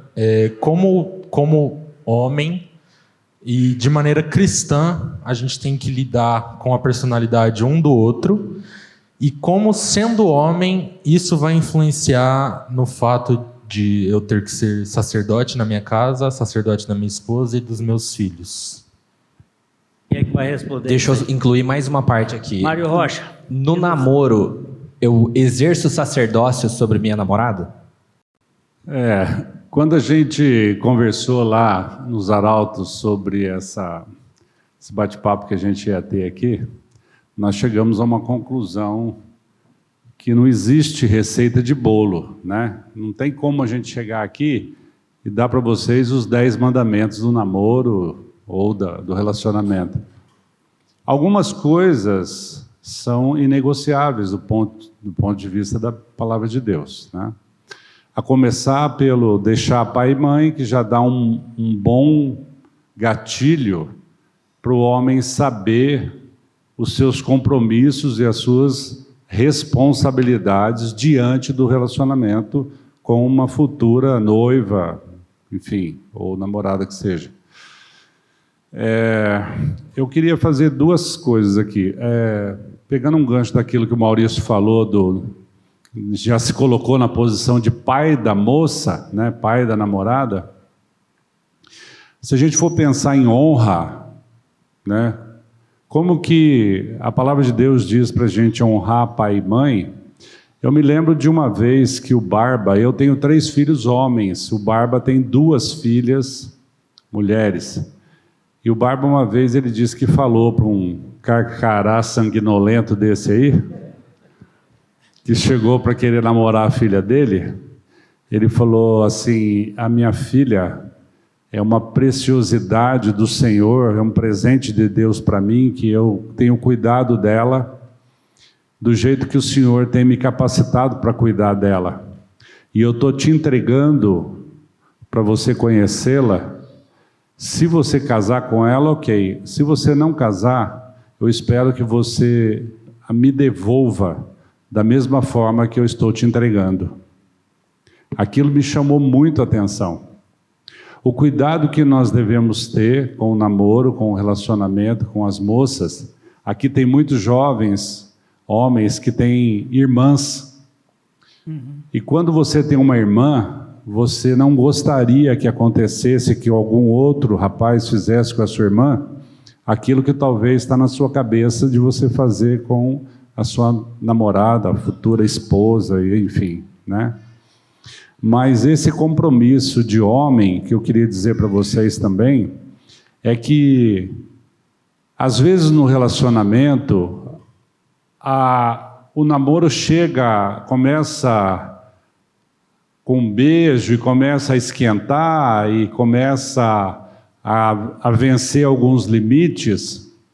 E eu já ouvi alguns rapazes dizer assim: olha, eu não consegui segurar e eu tive um relacionamento sexual com a moça que muitas vezes está ficando, até antes do namoro, antes do noivado, está ficando, e eu não consegui porque ela não aguentou. Então nós voltamos lá no Jardim do Éden, né? A culpa é dela? Quando você tem uma relação com uma moça, a culpa é dela? Ela não aguentou? E eu queria fazer o contraponto com vocês. E se ela aguentou e você forçou, como que chama isso? Isso chama estupro. Então, eu acho que a gente, como homem, quando Deus apresentou o seu filho lá depois do batismo, e ele apresentou o filho dizendo: esse é o meu filho amado, eu acho que a gente tem que ter a mesma honra e o mesmo compromisso e a mesma responsabilidade com as moças, e só tomar as decisões conforme a gente tem a capacidade de Deus para que essas decisões sejam tomadas. Então não dá para a gente pôr a culpa na moça, ou a culpa em Deus, ou a culpa em qualquer outra pessoa, mas nós, como homens, nós temos o compromisso de tomar as nossas decisões, e as nossas decisões, como já foi dito aqui muitas vezes, são as decisões que vêm do alto. É para a glória de Deus. Quando antes de eu nascer de novo, eu era solteiro e tinha uma fala que dizia assim: mas se eu não tiver relação com aquela moça, ela vai achar que eu sou homossexual, que eu sou gay porque eu não quis ter relação com ela. Mas como fica o teu compromisso com Deus? Como fica a tua responsabilidade com a honra daquela moça?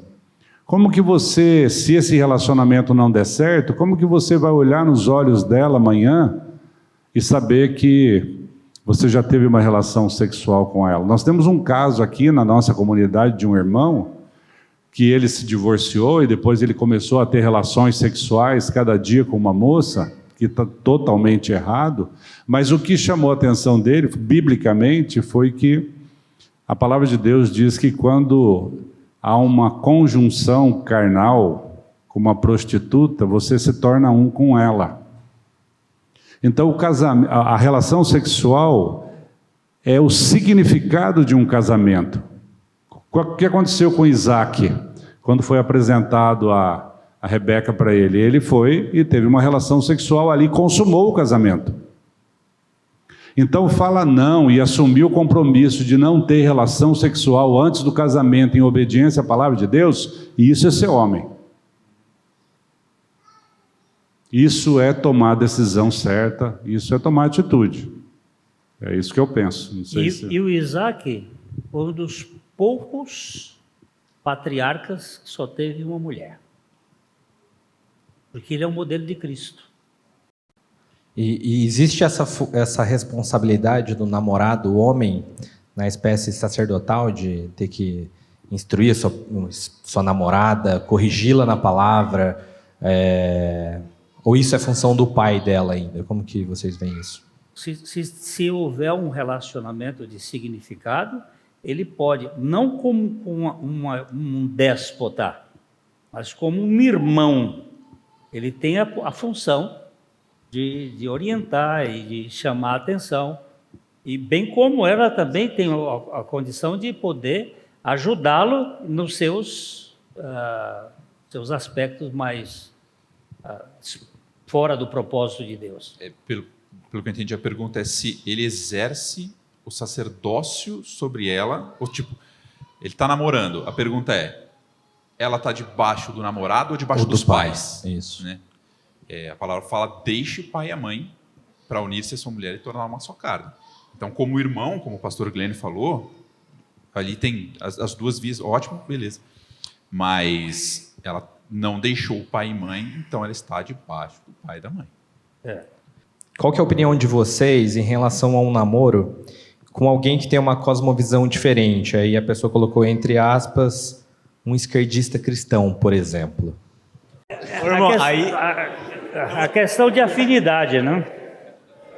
Você não leva para extremos, não, mas a questão de afinidade, né? Eu vejo que há alguns casos que tem bastante diferença de opiniões e tudo, mas tem que ter um leito, né? Tem que ter um leito que o rio, não é, Cota? Como é aquela história? O rio não é rio se não tiver margem. Não é rio se não tiver margem. Então você tem que ter um certo... Fala aí, meu filho. Nessa questão de muitas diferenças, né? Nós sempre vamos ser muito diferentes. Graças a Deus. Já pensou um monte de cota no mundo? Né? Graças a Deus, a diferença é boa.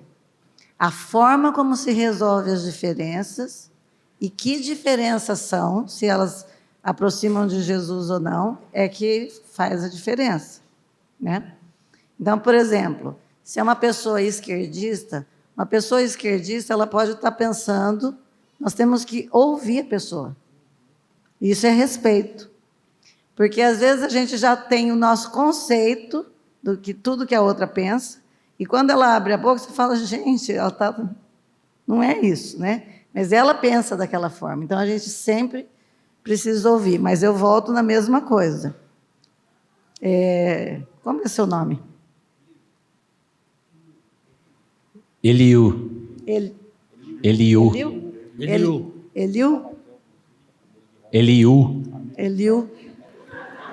Bom, tá sem retorno. Você quer em português ou em venezuelano? É o nome do amigo de Jó.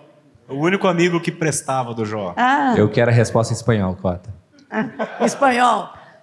Eu não hablo.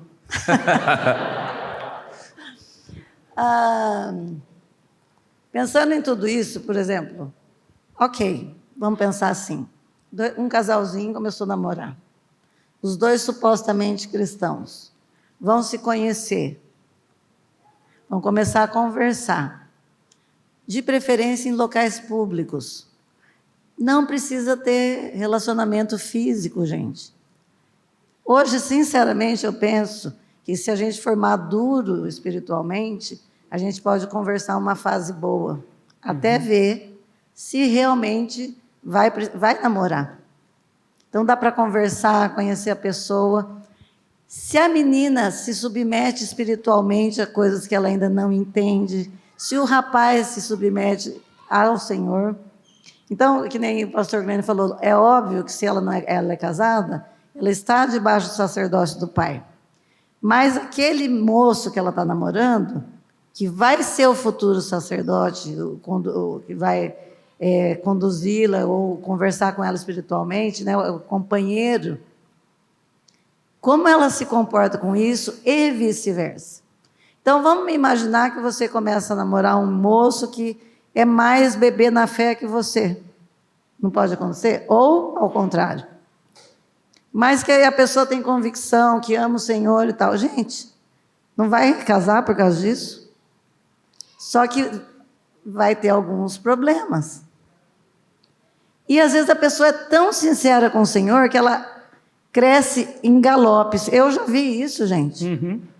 A pessoa ama tanto o Senhor, é tão singela a fé da pessoa, que às vezes você olha lá na frente e ela cresceu mais que o outro.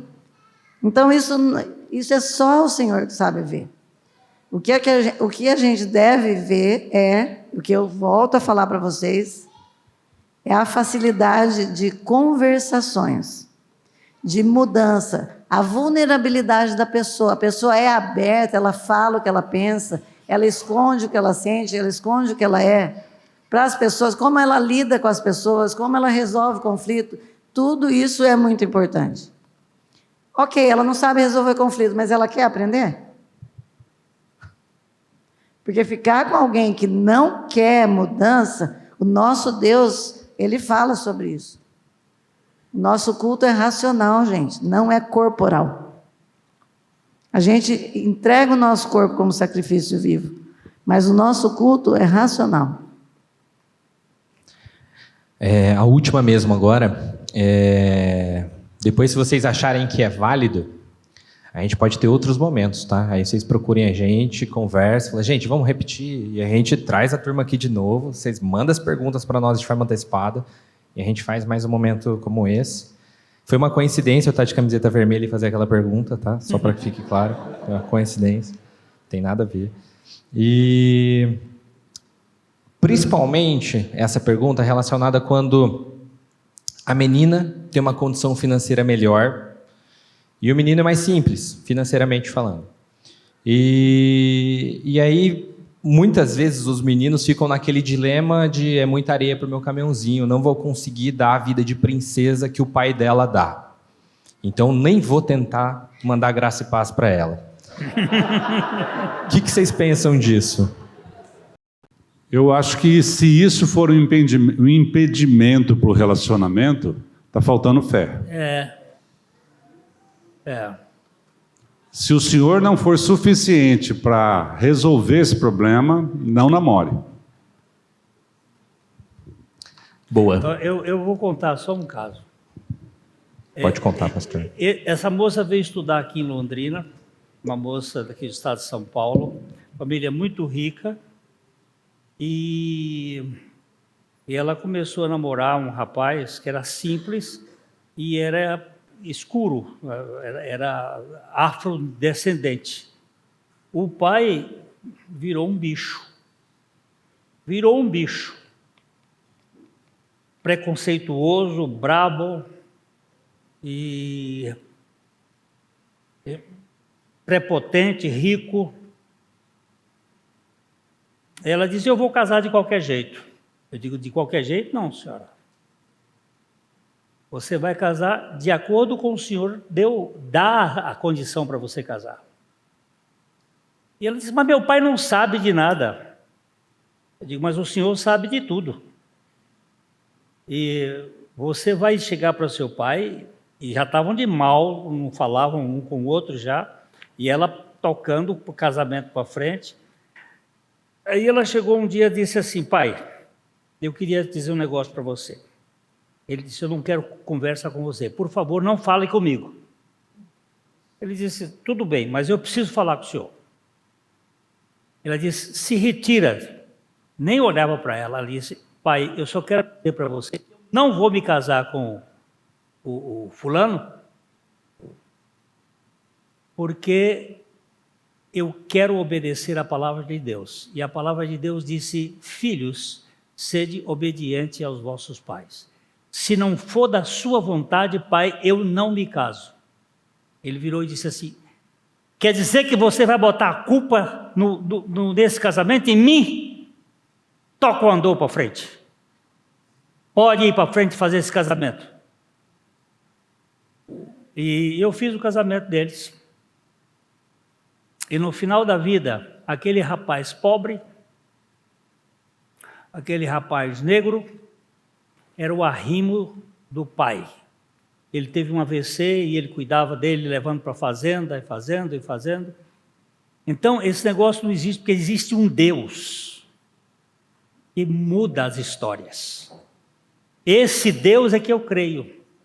É um Deus que cura família, que cura problemas de sexualidade, que transforma um homem totalmente.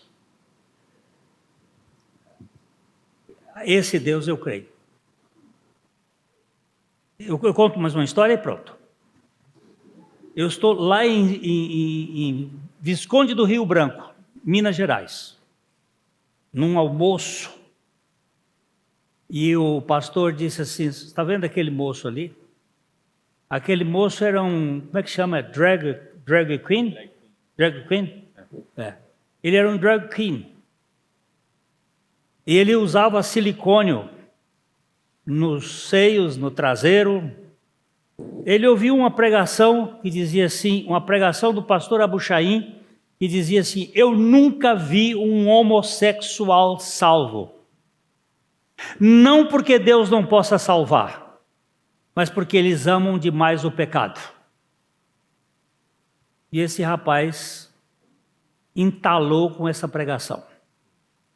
E ela grudou nele. Ele, de São Paulo, foi lá para a terra dele, lá para Visconde do Rio Branco, foi procurar o pai. O pai era um católico, apostólico, romano, tradicional. Quando ouviu o filho daquele jeito, pegou uma espingarda e botou ele para correr. E ele sentou no meio-fio lá da cidade E o pastor Luiz, da igreja metodista, passando lá, viu ele chorando. Disse, o que você tem, meu filho? Aí ele contou a história e ele disse, vamos lá para casa. Levou o menino lá para a casa dele. Durante 2 anos, ele assistiu aquele moço, ele tem uma casa dessas de janelas abertas em cima, assim, a porta aberta dentro, casas antigas. Ele ouvia ele chorando, pedindo a Deus para mudar a natureza dele, 2 anos. Um dia ele dormiu, drug queen, outro dia ele estava homem. Ele foi em São Paulo, tirou tudo, aquele negócio, voltou e casou, e tinha 2 menininhas, um menininho e uma menininha. Aí o pastor disse assim, pastor Glênio, vem ver aqui, deixa eu chamar aqui. Luiz, vem cá. Ele chamava Luiz também, vem cá. Conta a história aqui para o pastor. Eu contei a história sua para o pastor. Aí ele me fez uma pergunta.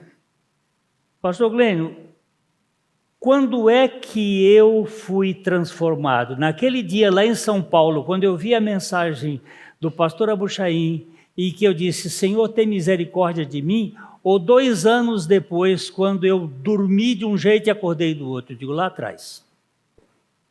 No primeiro dia que você clamou pela misericórdia, você foi atingido. Só que Deus tem uma coisa. Ele aprova a fé que ele prova. Ele vai aprovar a fé que ele deu, mas ele prova a esta fé. Você, durante aqueles 2 anos, o que você mais queria? Eu queria ser liberto. E o que você mais pediu? Pela libertação. E o que aconteceu? 2 anos depois, desapareceu tudo isso. Então, eu não tenho esse negócio de pecado maior ou menor, eu tenho um Deus que tem poder para salvar o homem totalmente. É só isso. e que pode mudar casamento e pode dar mulher para homem e dar homem para mulher. Mas dá mesmo, como diz a Bíblia. E não precisa ficar aí chafurdando a vida dos outros, defraudando as pessoas e usando e futucando e coçando e passando. Isso aí é que é o troço que desembesta qualquer pessoa. Depois vai dar trabalho para os psicólogos e psiquiatras para cuidar de gente que podia estar saudável. Ô Gui, eu só queria ler um texto aqui de 1 Tessalonicenses, capítulo 4, quando o apóstolo Paulo, ele pede, ele roga, ele exorta a igreja de Tessalônica que eles agradem a Deus por meio da santidade, da busca da santificação. E eu creio que aqui é um parâmetro bom para o namoro. Então Paulo diz assim: finalmente, irmãos, nós vos rogamos e exortamos no Senhor Jesus, como de nós recebestes, quanto à maneira porque deveis viver e agradar a Deus, e efetivamente estáis fazendo, continueis progredindo cada vez mais. Porque estáis inteirados de quantas instruções, presta atenção que Paulo está dizendo para esses irmãos aqui. Ele roga, ele exorta, mas ele está dizendo, olha, vocês já estão instruídos, viu? Vocês já têm muitas instruções. Vocês conhecem, vocês não são, não precisa a gente dizer aqui para vocês que sexo fora do casamento é prostituição, está na Bíblia, precisa isso. Aí ele diz assim, pois essa é a vontade de Deus, a vossa santificação, que vos abstenhais da prostituição. Ele usa aqui duas palavras na língua grega para sexo. Ele vai usar a porneia e ele vai usar a cartasia. No grego são as duas palavras mais pesadas. Depois a terceira é a lascívia, que é as 3 primeiras obras da carne de Gálatas. A Bíblia fala demais sobre essa questão sexual, porque o mundo tem acabado com isso. Foi lá o problema da igreja de Corinto, quando o povo diz, aqui é proibido proibir, aqui não bota lei não. A comida é para o estômago, assim como o sexo é para o prazer. E ali Paulo teve que pegar com eles também.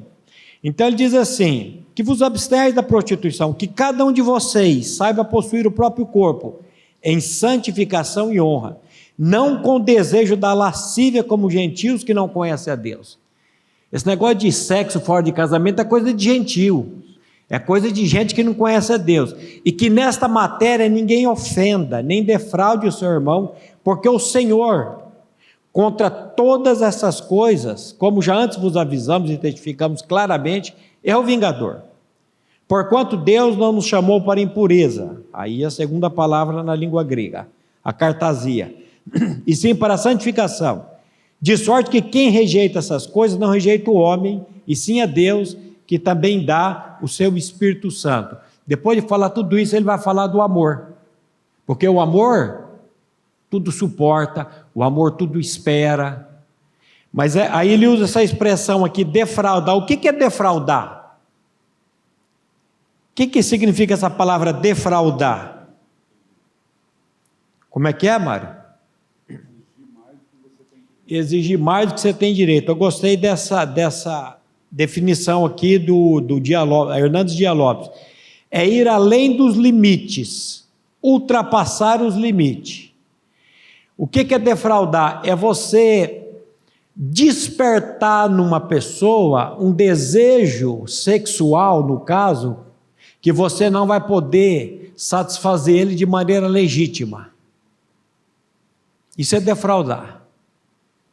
Então, mas a palavra de Deus, meus queridos, ela é completa. Ela é completa para tratar com tudo isso. Mas eu espero a gente tratar mais sobre esse assunto, que isso aqui, a Bíblia tem muita coisa para falar a respeito disso. O nosso tempo já foi. Pastor Glênio? É isso aí, meus irmãos. Nós temos que tratar os assuntos com muita transparência, com clareza, com objetividade e dentro da palavra de Deus. Isso sara, sana, cura, liberta e vai ter o seguinte, aquele que crê e obedece à palavra de Deus vai ter os resultados naturais na sua vida, e aquele que achar que a cultura do mundo que vai governar vai sofrer as suas consequências naturais. É simples assim. Vai sofrer as consequências e depois vai dizer, não, mas não é bem assim, a gente teve... Tudo bem, Deus não vai mudar a sua palavra para agradar a gente, não. Ele vai manter, e quem crê será bem sucedido, quem não crê. Bom, é isso, pessoal. As perguntas estão encerradas. Mas, assim, se alguém ficou com alguma dúvida ainda, acredito que esse é um assunto muito...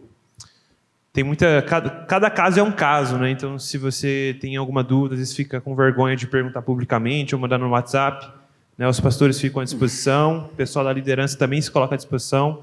Pode nos procurar para a gente procurar, né, entender, discernir a vontade do Senhor para que a gente viva em uma obediência e fé a Ele, tá? Quero agradecer, né, Márcio, Bruno, pastor Glênio, pastor Maurício, Mário e Cota, né, pela disposição e nos instruir. Pai, nós te louvamos pela tua bondade e pela tua palavra, que é lâmpada para os nossos pés e luz para os nossos caminhos, Senhor.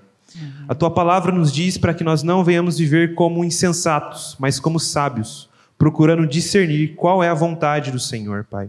Então, que o Senhor nos dê essa graça, toda a sabedoria e entendimento espiritual por meio do Teu Espírito Santo, Pai. Amém. E que ninguém seja sábio aos seus próprios olhos e nem ao seu próprio entendimento, Pai. Mas confiamos tão somente no Senhor. Procuramos, Senhor Deus, sempre nos afogar, Senhor Deus, na multidão de conselhos, Pai, porque aí há a verdadeira sabedoria, Senhor. Então, que o Senhor venha abençoar a nossa comunidade e toda a igreja do Senhor, com toda essa sabedoria, para que possamos viver inteiramente dedicados em fazer a Tua vontade e agradar ao Senhor, Pai. Pedimos que o Senhor venha abençoar esse restante de dia, que venhamos ter uma comunhão saudável, Senhor Deus, e em tudo procurar louvá-lo e agradecê-lo. É no nome do Teu Filho que nós oramos e te bendizemos. Amém. Amém.